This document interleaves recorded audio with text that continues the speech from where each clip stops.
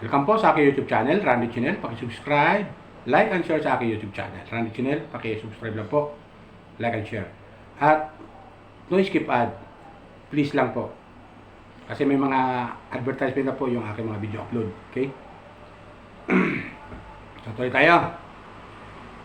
Batayin ko muna kayo ng magandang umaga, magandang tanghali, magandang gabi sa inyo lahat. Sana po nasa mabuti kayong kalagayan at malayo sa karamdaman. Okay? So itong upload ko ay patungkol to doon naman kay Midit ulit. Si Midit ay, di ba, naparod natin. Mga suporta ng Midit ha. Subscribe po kayo. Si Midit ay nasa Hong Kong, di ba?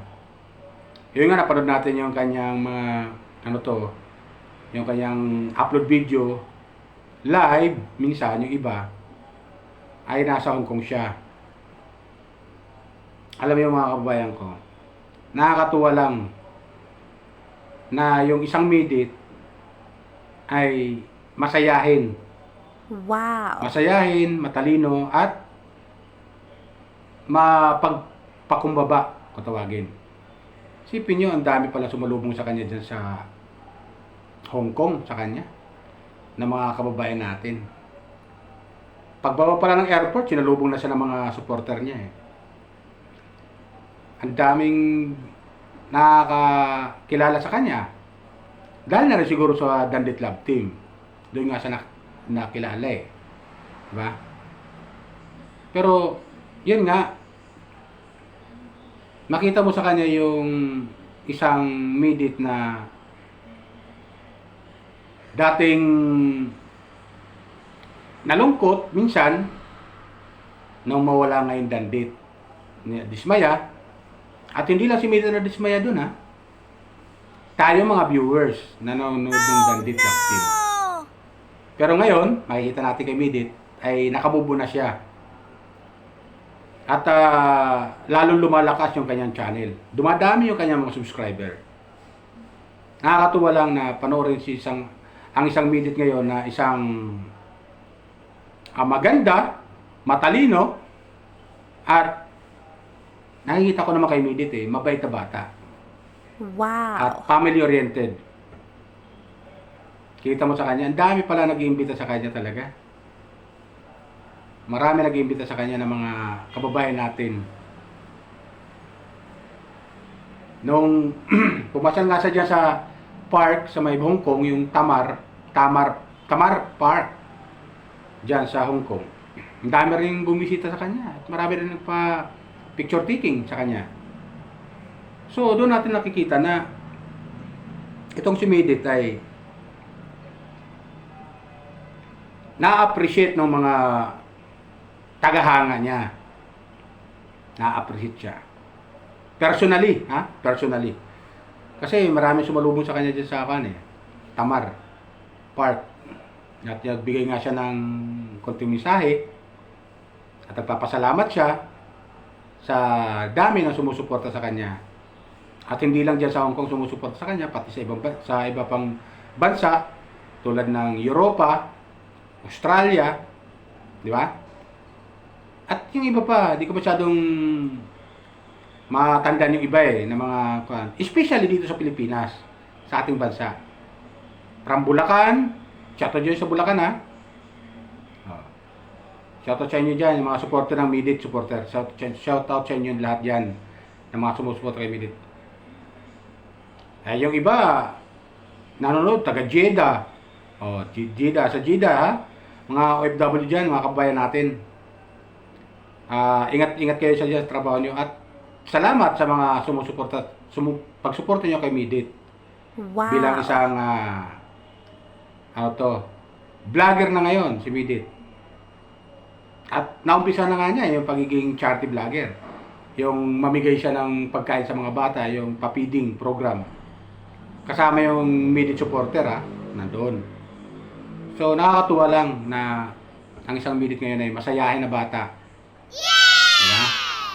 At matalinong bata, masasabi natin. Kasi hindi naman siya kukunin ng scholar ng eskwelahan na nag-sponsor sa kanya kung hindi siya matalino. Di ba? At nakikita ng isang eskwelahan na itong si Midit ay prosigido na makapagtapos ng kanyang pag-aaral. Kung ano mang kurso ang gusto niya kunin, prosigido siya na makuha niya yon at matapos niya yung pag-aaral na yon. Hindi ko lang alam kung tama ba yung pagkakadinig ko dati nung i-vlog sa Kalinga Prab, ang kanyang kurso ay Business Administration. Ewan ko lang kung tama tayo Kung tama ako, paki-correct lang mga viewers ko, subscriber ko. At nakakatuwa lang din, isa pa nakakatuwa doon, kung tatawagin siya ng mga supporter niya, bunso, at doon nga natin nalaman sa mga viewers, supporter niya na bunso pala talaga siya sa 3 magkakapatid. Dalawang babae, isang lalaki, at gitna nga yung lalaki. Di ba? Nakakatuwa lang. Pero mo, updated yung mga viewers natin. Kaya ako hindi ako masyadong updated sa buhay ni Midit. Tama lang yung napapanood ko siya at nakikita kong masaya nung sa Gandit Love Team. Natutuwa kasi ako sa kanila that time. Di ba? Natutuwa tayo mga viewers sa Gandit Love Team. So nga lang, nabuwag nga, nakakapanghinayang naman. Pero ganoon pa man, yung mga sponsor niya ay hindi bumitaw sa kanya. Yung iba bumitaw, pero yung iba nanatili kay Midit. At yun nga, isipin nyo, nasa Hong Kong pa lang siya ngayon, niyayaya na siya ng isang supporter ng Midit, nasa Australia. Kaya ay siya, pag nagbakasyon sa Pilipinas, tinatanong si Midit kung saan niya gusto magbakasyon, Thailand ba o Australia? O di ba? Yung napanood ko yung yung live ni Midit noon na makita mo kay Midit, tuwan-tuwa siya nang alukin siya ng isang sponsor. Di ba? Bawal yan! Kaya hindi maaalis sa atin na itong si Midit ay maaaring magtagumpay balang araw. At lalong dumami pa yung kanyang mga fans at supporter. Diba? Mga sponsor. Lalo pang dadami. At lalong dadami yung Midit community kung tawagin. Especially dyan sa Hong Kong, andyan na sila Pero paano, nabisita na ni Midit. Lalo sa ibang bansa na pupuntahan pa ni Midit. Diba? Dito lang sa Pilipinas, ang dami ng fans niya diba? Meron pa sa Iloilo. Meron sa Bacolod. Diba? Especially, dyan sa Bicol. Marami rin siyang fans dyan sa Bicol na hindi bumitaw sa kanya. Mga tagahangan niya dyan sa Bicol, marami. Kaya nakakatuwa na pagmasdan nitong Midit. Iba na ang Midit natin nakikita ngayon sa kanya ngayon. Kaya nawala na yon yung parang kita natin sa kanya, parang nakamove on na siya. Nakamove on. Yung ibang viewers naman, hindi pa nakakamove on Makikita mo sa akin dito sa comment section, makikita ko sa comment section. Masama talaga ang loob nila Maraming comment Nakababasa ko. May nag-comment ka doon Sabi nga sobrang kinawawa nila si Midit. Nabasa ko lang sa comment section Meron naman doon, hayaan na lang natin yan, Sir Randy. Hayaan natin yan, Sir, na nawala yung Midit. Buti nga nawala yung Midit na yan kasi hadlang kay Midit sa pag-angat niya. Mga ganong comment. Tapos meron pa doon talagang nakikita mo naman, sabi daw sa comment doon, makikita naman sa mukha ni Dan na babaero. Pero sa akin, bilang isang lalaki, normal naman siguro sa isang lalaki at nakatulad ni Dan na kahit paano gwapong lalaki, normal sa isang lalaki na hangaan ng mga dalaga. Di ba? Hangaan. Ganoon naman tayo mga lalaki. Pag nakita natin magandang isang babae, hindi natin maiwasan na hangaan natin sila. Yes! Na makakita tayo ng magandang babae. Hahanga tayo. Pero hanggang doon lang tayo paghanga lang. Di ba? Masabi, crush ko siya, gano'n. Ganon. Pero normal yon, normal. Bilang isang isang tao na humahanga tayo sa kapwa natin. Di ba? Depende yun. Kaya, di naman natin maiwasan. Sasabihin ng isang nag-comment na, babaero si Dan. Tama lang na naghiwalay na yung Dandit, baka lukuhin lang nila si Midit. Hindi naman siguro. Kasi love team lang naman yun eh. Pampakinig lang naman ng mga viewers ko. Love team lang yun. Huwag na itong masyadong seryosohin yung mga ganun. Yan lang naman ang pakiusap ko lang. Pero ganun pa man, tuloy-tuloy lang tayo pagsuporta kay Midit. Tuloy-tuloy lang tayo. Kasi, talagang, nakikita natin sa ngayon, si Midit ay nag-i-enjoy dyan sa Hong Kong. Diba? Nag-i-enjoy dyan sa Hong Kong. Baka sa susunod mga ilang buwan, yayain naman sa ibang bansa naman kung saan bansa. Diba?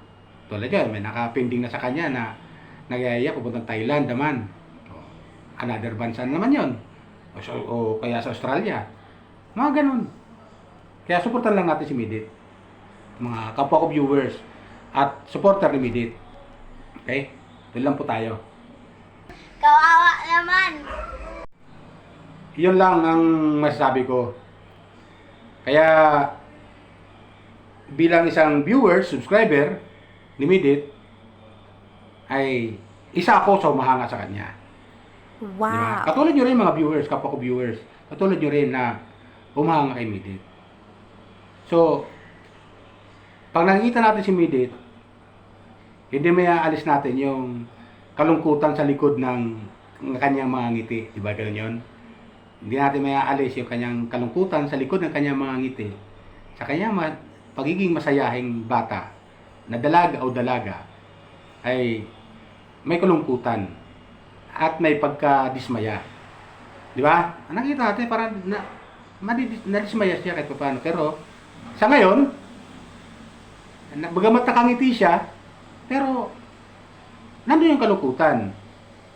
Gawin din tayo mga viewers na nakasubaybay sa kanya that time na yon. Nung mapanood natin yung part 17. Kaya inuulit-ulit ko yung part 17 na yan eh. Kasi yan talagang time na kung yung mga viewers eh, mga supporter ng Midit eh, mga sponsor na dismaya talaga. Lahat sila. Yung part 17 na yan. Maraming mga supporter ni Midit ang nadismaya talaga. Sa ganung pagkakataon na yon. Kaya ganun pa man, ang masasabi ko lang, tuloy lang suporta ng Midit. Okay? Tayo mga Midit supporter, tuloy lang tayo sa kanya. Yung kanyang subscriber, umabot na ng 50,000 na mahigit. Oh, di ba? Oh. Hindi pa yan. Tataas pa lalo yan. Dadami pa yan lalo. Makaka-discover sa kanya. Di ba? Kasi maraming mga subscriber si Midit na na humahanga ng Dandit Love Team ay hindi pa nakapag-subscribe sa kanya sa pangyayaring yon. Pero yung iba nakapag-subscribe na sa kanyang channel, di ba? So yan lang sa akin mga viewers ko, subscriber ko. Paalala ko lang po ulit ha, hindi po ako commentator, reactor ng ni Midit. Hindi po ako official. Isang viewer lang po ako na nagbibigay ako ng comment at idadang ko yung aking comment sa video. Sa napapanood kong upload video ni Midit, nagko-comment ako at dinadang ko sa video yung aking comment. Okay? Yun lang po, paalala ko lang po ulit. Baka meron pang hindi nakapag-subscribe dyan sa aking YouTube channel, Randy Channel. Paki-subscribe, like, and share sa aking YouTube channel. Okay? Yun lang po, bye! Ingat po tayo lagi, pagpalay po tayo ng pumikapan.